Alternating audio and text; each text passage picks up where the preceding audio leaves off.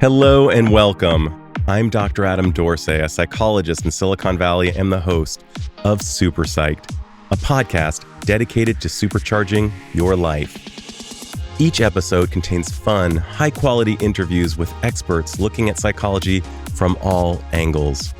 Super Psyched is your tool to get more of what you want in your life and less of what you don't. There's an ancient story about multiple blind men touching an elephant on different parts of its body. And each man emphatically states what the elephant is based on the body part. The guy touching the leg says the elephant is a tree trunk.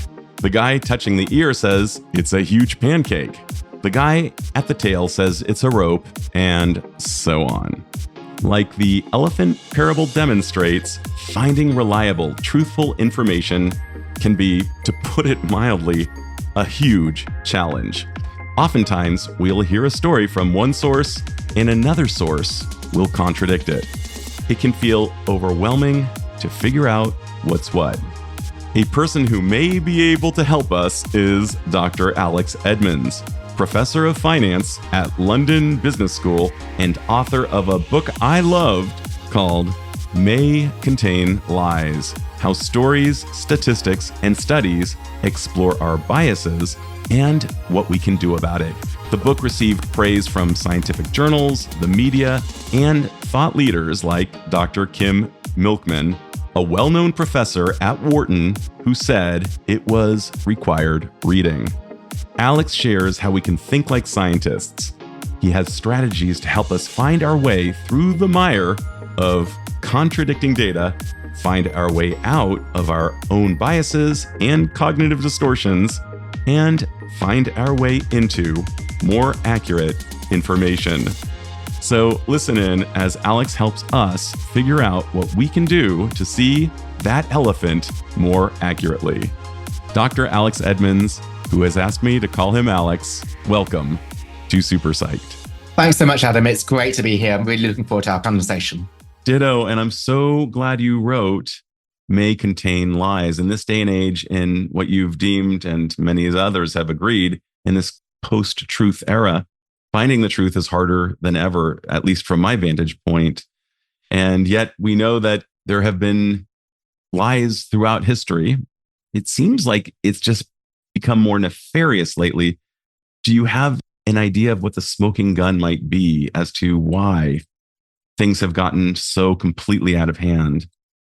Yes, so I'm an economist by training, and economists are about supply and demand. And I think there's both supply side factors and demand side factors. So the supply of misinformation is really high. Why? It's quite easy to spread misinformation. So in the past, in order to write a book, or to write into the Encyclopedia Britannica, you had to be somebody who was qualified. Or if you were a doctor, you were a person who was able to dispense medical advice. But now anybody could dispense medical advice. So you could just have an Instagram or a TikTok and share something. And if it's what people like, then it might go viral. The payoffs to spreading a misinformation are also pretty high because anybody can write a best-selling book or become a YouTuber if they give a lot of content that people want to hear. So the supply of misinformation is high because it's easy to supply and the incentives to supply it are high. But then we look at the demand side. And this is where my book starts, is that highlights the biases that cause us to fall for misinformation. And one really big bias is confirmation bias. So this is the idea that we have a view of the world and we will latch on to anything that supports that viewpoint, even if it's not really backed up by evidence. So if I'd like an excuse to, after our podcast, to drink loads of red wine, I won't need to after our podcast, but let's say I wanted to, I'm sure I could find something on the internet, a study that finds that red wine leads to longer life. And so given that it is very easy for us to find misinformation and we want to find something that feels good, there is demand for books and TED Talks and YouTube videos that give a message that we want to hear, even if it's not really backed up by data. And it seems that mistrust is just rampant. That has got to be one of the big smoking guns. You talk about confirmation bias a lot in the book, as well as black and white thinking, which are two very important things that we'll get into. But the thing that troubles me is that authorities who hold high positions have said things that are patently untrue and have caused, in some cases, dire outcomes, death even. And you talk about that. And I would think that that has to be in the mix, in addition to the fact that anyone can talk. I remember the 2006 Time Magazine Person of the Year. It had a mirror and it said, the person of the year is you. Because now you can get onto YouTube, you can get into Twitter and express a ridiculous opinion and people will take it as fact. What about mistrust as a smoking gun? Yeah, so Adam, you say mistrust is at a high, which it is. So people do not trust particular sources. So this might be sources on the coronavirus being something to take really seriously. But also, one could argue that mistrust is not high because people are trusting uninformative sources. Sources such as, well, it was 5G that led to spread to the coronavirus, or coronavirus might have been an inside job, or 9/11 might be an inside job.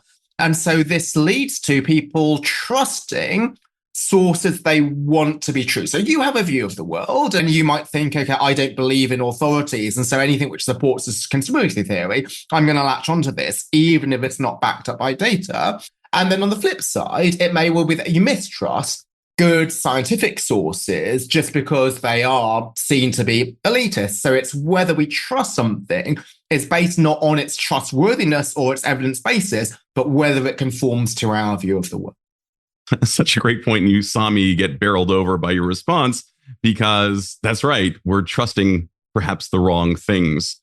When someone says such and such is a cure for cancer and it's absolutely bogus and we want to believe it. I remember David Duchovny in The X-Files had a little statement, I want to believe. And I think that is a big deal with regard to confirmation bias. Let's talk about confirmation bias in and of itself, as well as what happens to the brain when it experiences confirmation bias.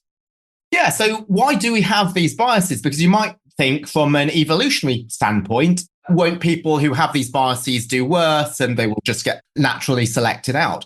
But there is an evolutionary benefit to confirmation bias, which is it makes you feel good. So we have a view of the world, and there's some scientific studies which show that if you see evidence that conflicts with your view of the world, it lights up the amygdala. So that is the part of the brain that induces a fight or flight response. Having your view attacked is like being attacked by a tiger. So this is why people might flame someone who disagrees with them on social media. They might block them, or they might not even listen to them in the first place. They might choose selectively to only read information they think that they will like. And that's linked to the other part of confirmation bias. Not only do we reject things out of hand if we don't like them, we also lap up things uncritically if we do like the sound of them. And again, this has got some neurological bases. When we see something we like, it releases dopamine in our bloodstream. It feels as good as completing a long run or having a meal and a laugh with some friends. And again, this is why we seek out information sources and media websites that we know that we will like. And then when we see it, we don't think to question it. Why? Because we feel good, we've got dopamine in our body, and so we just want to accept it. So it's as if dopamine can make us dumb, and it's almost like thinking with our sex organs. And you've even mentioned that it's correlated with sexual response. So it's as if the term mental masturbation really comes online with regard to confirmation bias. It feels so good to hear our point of view confirmed, and we only look to stations and places, platforms that confirm those beliefs that we have. If we are on the right, we go to Fox. If we're on the left, we go to MSNBC. Very few of us really like nuance in this day and age. And when you think about the original intent of the human brain, it's meant to be efficient and it's meant to help keep us alive. Mm-hmm. What's interesting about this is, yes, confirmation bias is an efficient outcome, and yet it can lead to death. And I was wondering if you could talk about times, whether it's a corporation acting irresponsibly, because I know you really care a lot about responsible business, or an individual who has a big platform and says something and people die. I can give examples of both individuals and corporations. So when the coronavirus pandemic was breaking out, Donald Trump claimed that chloroquine was a game changer in terms of a cure for coronavirus. And a couple from Arizona saw this, and then they saw hydroxychloroquine on the back of their fish tank cleaner and thought, well, let's drink this because Donald Trump has claimed this as being a cure for coronavirus. And this led to the woman becoming violently sick. But luckily, she threw up enough of it to survive. But her husband did not get so lucky and died shortly after getting to hospital. So what is the bias there? So it may well be confirmation bias because they saw Donald Trump as an authority figure. But even if you were to agree with his politics and his policies, this doesn't necessarily make him an expert on pandemics and cures for coronavirus, which is something scientific. But if we believe somebody's an authority figure, we attach what's known as a halo effect to them, and therefore we believe that they're an authority figure in many other fields as well. Now, in the cold light of day, you might think this should be a basic error that people should not fall for. Won't you know to check that something is safe before swallowing it, something as strange as fish tank cleaner? But this is why biases are so dangerous. We don't think with a clear head. We think with the impulsive system one, according to Daniel Kahneman, and then we latch onto something not based on its evidence, but based on whether we like what it says. And then we talk about corporations, and even large corporations with supposedly really smart executives also fall for this. And one example is BP and Deepwater Horizon. So I'm sure your listeners will know about the story, but let's just give a recap. So Deepwater Horizon was the most successful drilling rig in BP's arsenal, and it was drilling a oil well in the Macondo Reservoir. This was very difficult. It was behind schedule. They really wanted to get it completed. And before you remove the rig and seal the well, you have to do something called a negative pressure test. They did the test once, failed. Did the test a second time, it failed.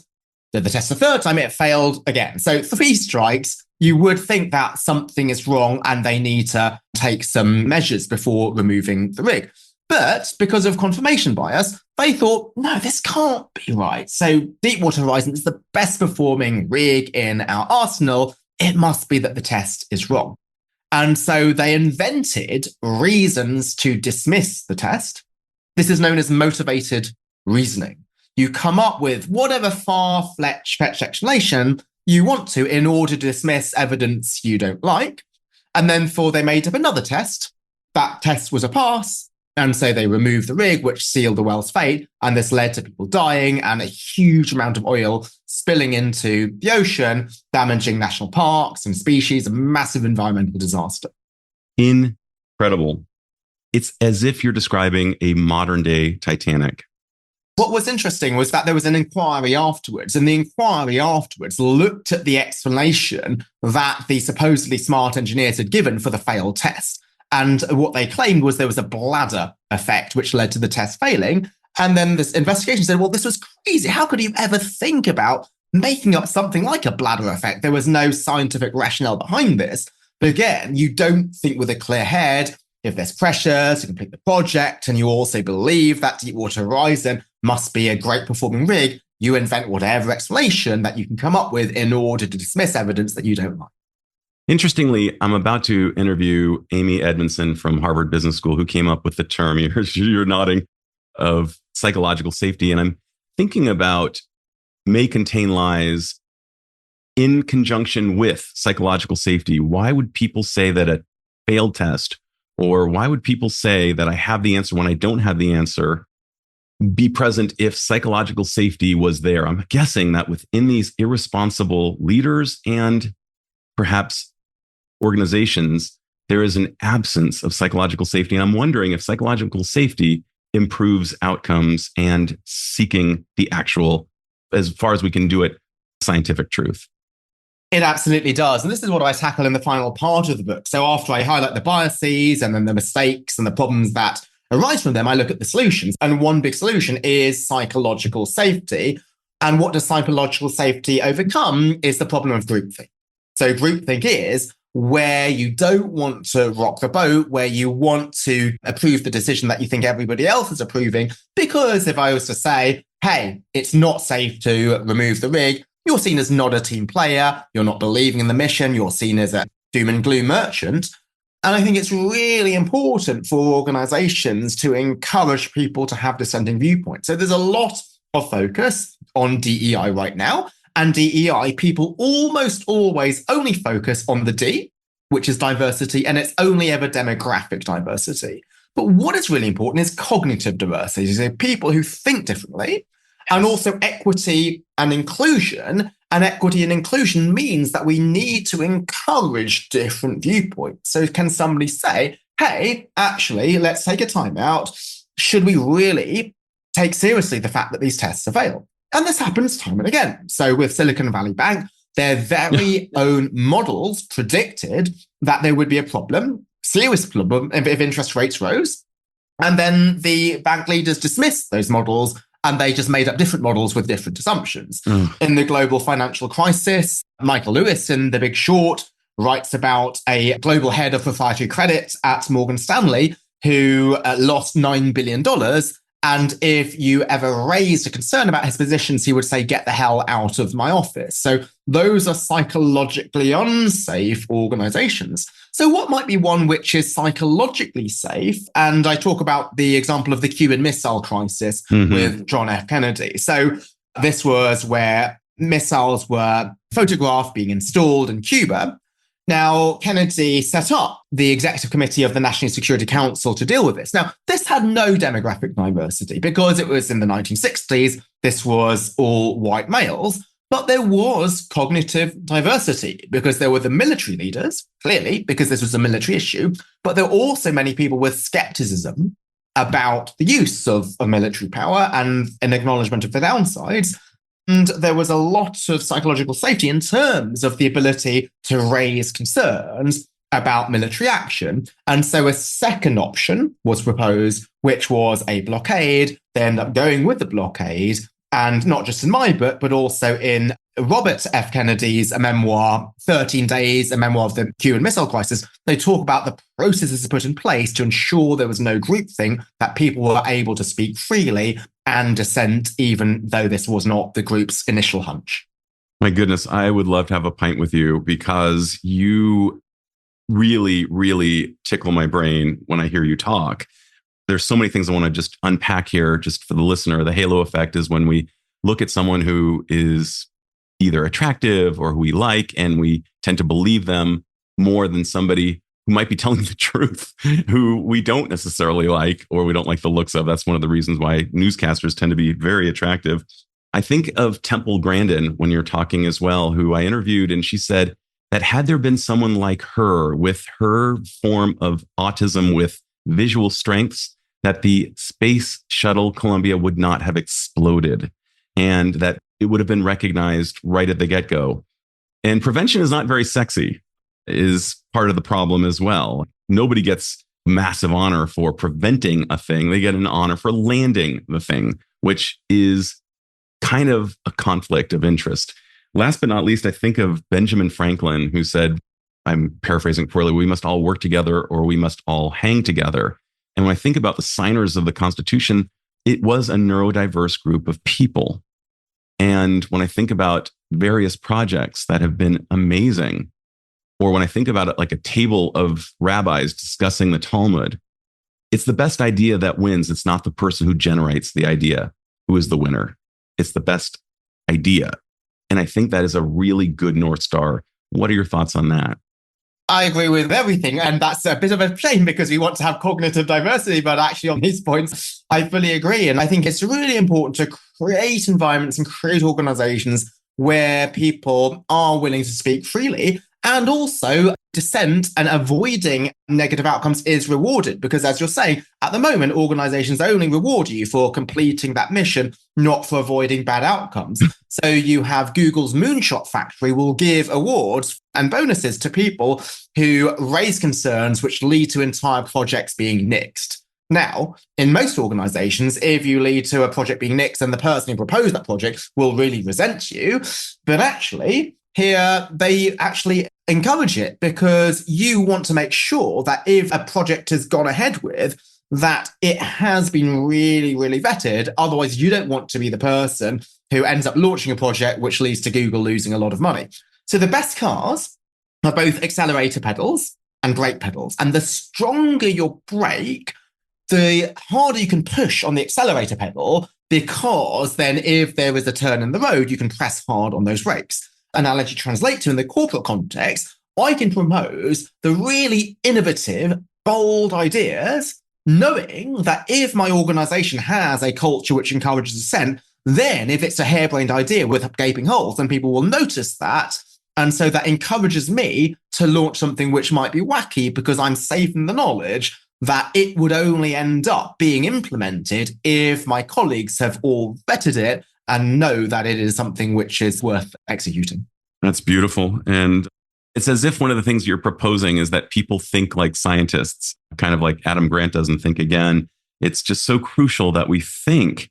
And you mentioned Danny Kahneman a minute ago of System 1 thinking, which is the brain's attempt to conserve its energy by not having to add 1 + 1 and think about it. And the problem can be when there are complex questions. The classic one is the bat and the ball together cost $1.10. And the bat is $1 more than the ball. How much is the ball? And 90+% of people will say the ball is 10 cents until they think about it and it's actually $1.05 and 5. And the problem we often have is we want to look smart. And so we use System 1 thinking for System 2 problems.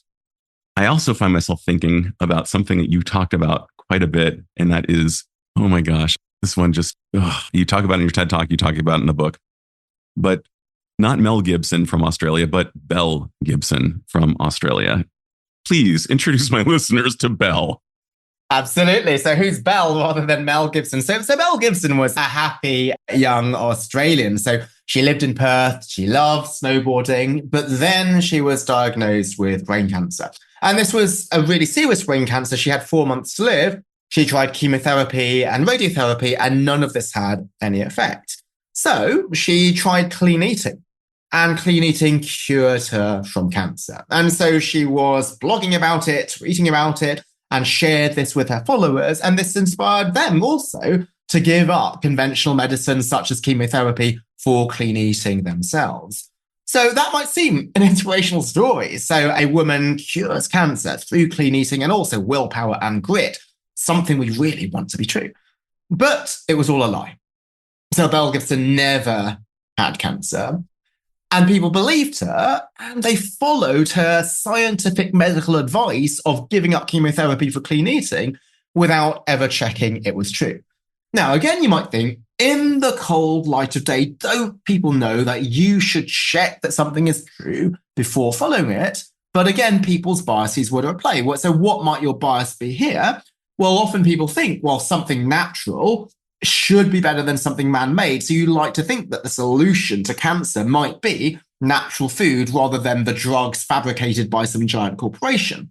And also, we tell our kids, you can do anything you put your mind to. So from an early age, we believe that if you want something hard enough, you'll get it. And so the idea that you could battle even terminal cancer with willpower and grit, that's something which chimed with our views. Now, sadly, at least one patient died after giving up chemotherapy for clean eating, and many more might have done. But fortunately, there were some whistleblowers who blew the whistle to a newspaper called The Age in Australia, and then eventually Belle Gibson was fooled. But most of the people who were fooled were not just cancer sufferers who you might think are desperate in some cases and will want to latch onto something if conventional treatment is not working. But who else was fooled? Penguin. So they gave her a book deal in Australia, and Apple, one of the most successful companies in the world. They were launching one of her apps in Apple's App Store at center stage next to other apps like Strava, again, without checking her claim. So leading executives and leading publishers believe the story when you may well think, well, shouldn't we actually check this? And you might think, okay, well, maybe we can't ask for somebody's medical records because that is a bit invasive. But she never had any physical signs of ever having cancer or having gone through chemotherapy. So she had never any weight loss or any of the other side effects of it. So despite there being some really obvious signs that she didn't have cancer or she hadn't gone through this treatment, nobody ever checked it or asked for any evidence. This is so pukey. I haven't a better word than it's just pukey to think that somebody would do something like this. And I find myself thinking about, as you've talked about before, of course, Elizabeth Holmes and Theranos, and with her charisma, really wishing for something to be true and stating that it was true when it was patently untrue. And I find myself thinking about these folks who are doing this. What in the world? I know you're an economist and not a psychologist, but what drives people to do these things that actually cause spectacular harm?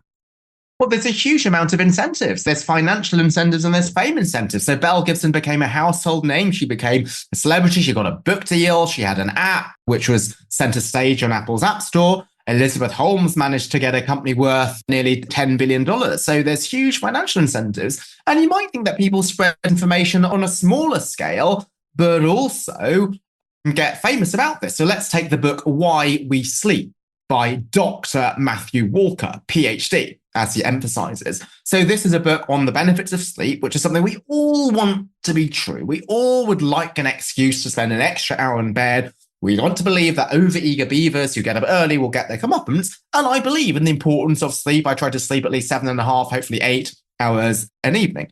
However, the evidence that the book is based on is extremely shaky. It's really flimsy and handpicked. So I give an example in my book about how he cut out a bar from a chart which shows the link between sleep and injury because it didn't show what he wanted to. It actually shows that less sleep leads to less injury. That's not his thesis, so he just cuts it out. And that's not the only example. There's an entire website on how this book, Why We Sleep, is riddled with errors. Yet this guy, who nobody had heard of before, has become a household name, sold millions of books, is given a TED Talk, is now a sleep consultant for major organizations such as Google. And the entire self-help genre is filled with people with not really often clear credentials. So you talk about Adam Grant, who's a famous psychologist. He has done research in these topics. But there's others. Let's say there's a David Allen, who's written this book called Getting Things Done, who has no expertise in productivity or time management. You have books called The 4-Hour Work Week or The 4-Hour Body by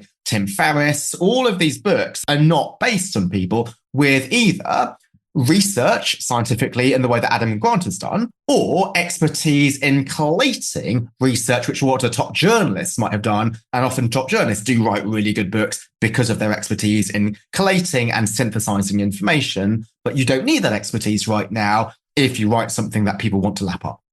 As I'm listening to you, I can't help but think of the notion of check yourself before you wreck yourself is really one of the wisest things I've ever heard of. If you really think about all of the implications, whether it's having it tested by everybody in the room through various measures to make sure that what is being said is true. And I remember learning in my research methods class, first round, that we could never say that this proves that we could say this supports, there's evidence to support the idea that this is true. But one of the things we know in science is oftentimes things are either disproven or there's more evidence for other things.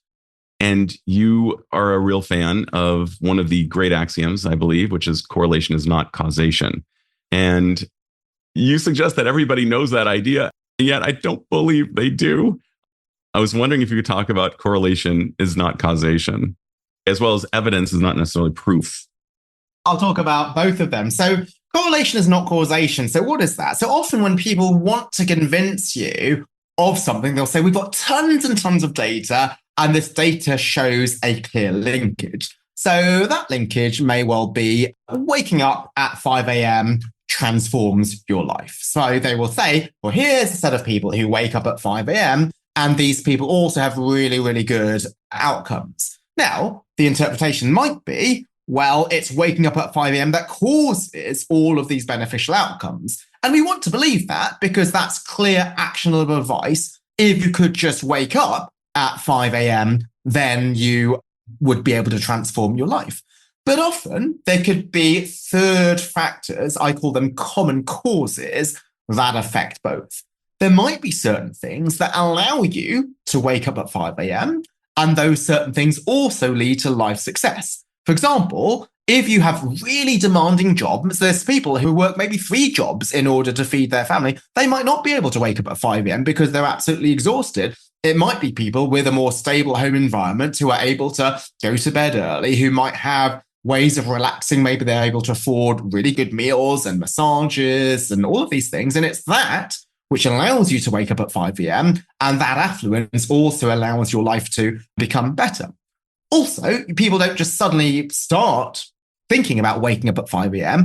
People who choose to do that are probably doing many other things to get their life together. So it might be at the same time as waking up at 5 a.m., you're choosing to exercise and eat better, and you're doing many other things. And it could be that, not the waking up at 5 a.m. itself, which leads to all of the positive outcomes. So often we like to look at the simplest explanation for success. Apple was successful because it started with Y. Steve Jobs was successful because he was adopted and therefore he wanted to prove himself. But there's often lots of causes behind success. And often just because there's a link between the two doesn't mean that one causes the other. But as you say, Adam, we all know that correlation is not causation in the cold light of day. But again, because of our biases, we don't check ourselves. We want to latch on to whatever explanation we want to be true. So then you talked about a different thing, which is evidence is not proof. So let's say you have a cast iron causation. You show that something causes success, but that might only be true in that particular context. It might not be true in general. So Malcolm Gladwell, in his famous book Outliers, which again is a self-help book, it's been a real bestseller, claims that you cannot be successful unless you spend 10,000 hours practicing a skill. And he said this applies in every field, from chess to neurosurgery. Yet the evidence he cites was only for violin playing. So even if that evidence was cast iron accurate, what works for violin playing may well not work for these other fields. But if you want to claim success, if you want to write a bestseller, you want to claim that there's a simple rule for success which applies everywhere.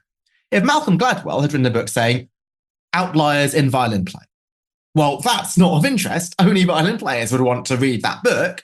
But if you claim you have a secret to success in every single area, then that's what will sell. So how many self-help books or how many self-help articles have the title or subtitle, A Proven Way to Have X, achieve better sex, achieve success in life, achieve a fit body or whatever people are proclaiming? Well, these things are not proof. So you can have proof in physics because 2 carbon-14 atoms are exactly the same.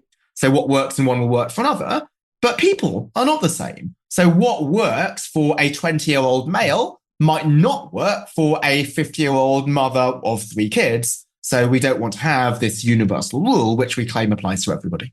Yeah, indeed. And it's interesting whenever you bring up Malcolm Gladwell's name, the thing that people think about is the 10,000 hours. And that originated from Anders Ericsson over at Penn State University, and sadly recently passed. And he was all about deliberate practice. And I personally love Malcolm Gladwell's work. I find him incredibly fun to read. And yet that is a little disturbing. And I heard him speak about it at the same place where Steve Jobs would give his amazing talks. And boy, that is unfortunate when things happen like that and people begin to create entire ideas, theses based on erroneous information that is getting out into the zeitgeist. So that is really, really unfortunate, to put it mildly. It's like a game of telephone, the way we played as kids when we whisper something in someone else's ear. And by the time it gets back to us, it's morphed into something so ridiculous. It's almost like a Godzilla monster can actually morph out of bad information from my vantage point. I don't know if you agree with that or not, but it feels like a Godzilla monster. Yeah, and this is again a problem, is that the evidence may well have been well done. And often when you have a scientific paper, it has to go through peer review and it can't make overclaims. So Anders Ericsson was very clear that they just looked at violin playing in the Berlin Academy, but then it morphs and it becomes something where the more general you make that statement and the more exaggerated that you make the statement, the more willing people are to buy it. So there was a book by Tim Ferriss called The 4-Hour Body, An Uncommon Guide to Rapid Fat Loss, Incredible Sex, and Becoming Superhuman. So those are really strong claims. You can become superhuman. His first book was The 4-Hour Work Week, Escape the 9 to 5, Live Anywhere and Join the Rich. So the idea that you can just work 4 hours a week, that's something where people think, oh, if I can do that, then I really must buy the book. But again, we should exercise discernment. We should know this idea of too good to be true, of what a scam is. So if somebody sends an email and says, okay, you send me £100 and I'm going to send you back £1 million, we think that that's going to be a scam. And unfortunately, we don't apply the same discernment to this big genre of self-help books. We will latch onto something uncritically because we want it to be true. And we think there's a fear of missing out if we're not following the sage's advice. And often these claims are made by people without real scientific expertise in actually studying what leads to success or what leads to improved productivity or what leads to improved health and fitness. It's amazing because the brain, with its drive to be efficient and to keep us alive, there have been at least 200 cognitive biases identified. And you mentioned the halo effect. I'm thinking about Bell Gibson, and I'm thinking about some of my favorites. I loved Lance Armstrong. I was a stalwart fan. I stood by him until it became absolutely irrevocably true that he had cheated. Similarly, I'm embarrassed to say with O.J. Simpson, I loved O.J. He's so charming. He was great in the movies, he was great on the football field. How in the world could he have possibly done that? And so none of us, I believe, is immune. And I'd like to ask you, when was there a time that you fell for one of these things, for one of these events, perhaps due to your own cognitive biases, and you had to kind of laugh at yourself and say, wow, I guess I'm human? I fell for the 10,000 hours rule. So the 10,000 hours rule, as commonly stated, is a little bit different to how I described it. So how I described it was how Gladwell stated it. But as you say, in the game of telephone, people interpret it quite differently. So Gladwell said, you need 10,000 hours to be successful. It is a necessary condition. But the popular version of the rule is that it's a sufficient condition. All you need is 10,000 hours. So Gladwell said you need talent and 10,000 hours, but often people think you only need 10,000 hours irrespective of talent. And how did I hear this? I went to a talk. I was a professor at Wharton at the time, and they had a great series called Wharton's Peers Perspective on Leadership. And they had some students with some amazing backgrounds talk about leadership lessons that they'd learned. And there was this student called James who was in Cirque du Soleil. And he talked about how did he become a Cirque du Soleil performer? Was he just born double jointed or some special gene to do a one-armed handstand? He said, no, this 10,000 hours rule says that if you just practice 10,000 hours, you'll be successful. And so I thought, this is great. This confirmed everything I thought to be true. But you tell your kids you can do anything you put your mind to. So this had been drummed into me.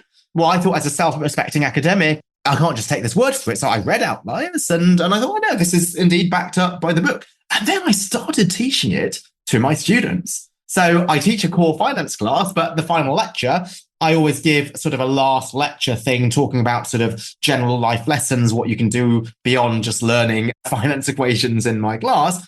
And I thought this would be inspiring to say, well, you are going to spend 2 years here at Wharton. I teach one of the very first classes. In the rest of your 2 years here, really push yourself outside your comfort zone, take risks, try to develop new skills that you haven't done before, because as long as you put in the effort, irrespective of talent and prior background, you'll be able to achieve anything. And that, when I would say this, there would be nods as if this was a truth, universally acknowledged, as if the 10,000 rule was something that everybody believed in. Then a few years later, I moved back to London and became a professor at London Business School, but I also took a part-time job at Gresham College. And that's an unusual institution. You can't take a degree there. All they do is give free lectures to the public, just like Michael Faraday gave on science. And I was the Gresham Professor in Business. And so I gave broader lectures than just finance. I gave business lectures in general. And one lecture I wanted to give was on the growth mindset, the idea that you're not a slave to genetics, you can achieve anything you want to with hard work. And the 10,000 hours rule would take center stage in that lecture rather than being just one of many things that I talked about in my last finance lecture. So I thought I had to read the book again, and I read it more carefully. I read the underlying Ericsson research, and I was stunned. Number one, Gladwell's rule, let me give Gladwell credit, was different from the popular interpretation. He never said you only need 10,000 hours. You at least need 10,000 hours, what he said. But Gladwell himself is not blameless because he had taken Ericsson's study and really overinterpreted and over-extrapolated from it. The evidence is much weaker. And then I thought, well, am I being too harsh on myself? Because yeah, maybe I wasn't 100% accurate, but wasn't I just highlighting the benefits of hard work and practice? And often people think, well, are people who call out misinformation, are they just nitpicking about really small things? But I think I was spreading misinformation because the 10,000 hours rule highlights just the importance of quantity of practice, not quality. You just put in the hours, go through the motions, and that's enough. And the Erickson study highlights that it must be deliberate practice. And this is unpleasant. So if you want to learn to sing, this is not just singing at karaoke bars, which Gladwell suggests counts, but it's watching yourself sing after recording yourself, then playing it back to yourself and listening to yourself sing. And people really don't like to do that. That's uncomfortable. Just like if you want to improve public speaking, watch a video of yourself doing it. Again, that is uncomfortable. Watch it with a coach, and that's what leads to success, not just spending some hours. I love that. And when I meet somebody who says, I've been doing this for 30 years, the question I want to ask, but I don't want to be too evocative is, yeah, and have you checked yourself the entire time and tried to deliberately improve during those 30 years? So that's a really important point. What are some of your top tips in terms of not being fooled by the data, not being fooled by misinformation? So one top tip is to read articles or newspapers that you disagree with. So I subscribe to both the left-wing Guardian and the right-wing Telegraph, which are the most left-wing and right-wing newspapers in the UK. The current book I'm reading is called The State We're In by Will Hutton, which is quite skeptical about free markets and economics. And I generally do believe that markets work with some important exceptions. So I know that I will not agree with many of the stances taken in the book, but it's by a person, Will Hutton, who I respect a lot. He kindly blurbed my book. And so even if I don't fully agree with everything, I think I might learn something from a trusted source. So you don't just want to read somebody who's going to be of a different opinion just for the sake of it, but you do want to read somebody who you will trust. And so it means that if I find something I don't agree with in the book, I won't just dismiss it as being from somebody who I don't respect, but it's from somebody I do respect. And so I'm more willing to take it very seriously. Another thing I can do, which is a bit more specific than the general idea of looking at different opinions, is when you get a particular piece of information and you want it to be true, imagine you found the opposite result and see how you would knock it down. So let's go back to the opening example of red wine and longer life. So let's say there's a study which shows that red wine leads to longer life. And I'm willing to lap it up because I want to have a drink after that. Now, let's say the study had found that red wine is linked to shorter life. Now, I might appeal to those third factors, those common causes. I might say, well, maybe people who drink red wine are poor because they can't afford champagne. And so if they're poor, then it could be their poverty, which is leading to the shorter life. It's not the red wine. Now that I've highlighted the role of family affluence and family wealth, ask, could that be an explanation for the link between red wine and longer life, which even though, and might mean that I shouldn't accept this as causal evidence. It could be that people who drink red wine are wealthier because they can afford red wine rather than Alco Pops or cheap beer. And it could be that their wealth is what's behind the longer life. So why the idea of imagining the opposite is so powerful is it highlights that the skills of discernment are already within us. Right, you might think to master misinformation, when there's so much misinformation, that requires a PhD in statistics, and it's just unrealistic to think that you have that. But my book doesn't contain a single equation. You don't need statistical pyrotechnics to spot misinformation. You just need the common sense and discernment that you already have. Whenever you see something posted on social media that people don't like the sound of, there is no shortage of comments such as, hey, correlation is not causation, or that's in a different context to where it's being applied, or what is the true evidence behind this? Yet when there's something that you do like, people accept it, no questions asked. So the idea of imagine the opposite is to trigger the same discernment that we already show when we see something that we don't like, but to make sure that we're not applying it selectively, we are as discerning of something we like the sound of as something that we don't. That's wonderful. And just a little tip, if I can add one on, I remember when I was doing my first TEDx talk and it was on men and emotions. And I found a piece from, believe it or not, some British journal suggesting that men actually have stronger emotional experiences than women. And lo and behold, it came from some really stupid survey that was taken by, I believe, mail collectors throughout Britain, and it had no real statistical credibility whatsoever. So there was no way in hell I would have used it, but boy, it would have been a nice thing to have claimed. So is there anything I should have asked but haven't yet asked? Because I've got a final question. No, this has been really comprehensive, and you've covered a lot of really important topics, which obviously of importance to me, which hence writing about it. Hopefully they're also important to the reader or the listener, because one might think, okay, this is a professor of finance. His day job is to read academic papers and to decide which papers to accept or not accept for a journal. Does that have relevance to me as a day-to-day person who might not ever read any academic papers? But hopefully this highlights that misinformation is everywhere. So whenever you pick up a copy of Men's Health or Women's Fitness or Runner's World, you're reading stuff based on information, based on evidence, even though you're not reading the academic paper directly. Whether to do high-intensity interval training or low-intensity steady state, that is based on research. Whenever you read a self-help book or watch a TED Talk, which suggests how to improve your life, that is acting based on research. And so what we need to ensure is that the information that we're using to make important decisions, like how to improve our fitness, how to bring up our kids, and these might be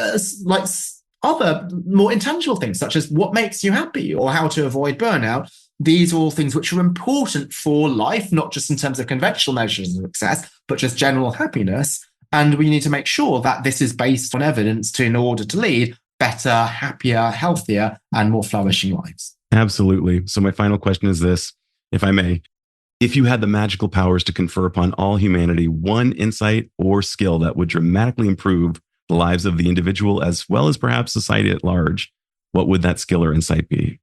That would be discernment. And we already have discernment. When we see something we don't like, we can be discerning. We know not to accept a used car salesman's claims at face value, but just to ensure that this discernment is going to be applied more generally. So number one, this will help people themselves make better decisions, but also it would reduce the spread of misinformation. Again, going back to my opening response, supply and demand. This is economics. Why do people supply misinformation? Because there's demand for misinformation. If people are more discerning, then politicians know that they can't win votes by saying things which are blatantly untrue. And similarly, Instagram influencers and celebrities can't sell stuff by spreading misinformation. You can't spread conspiracy theories and hope to get famous. And so if the demanders of information are more discerning and they're demanding true information backed by data, not something that sounds good, then there's going to be less incentive to supply.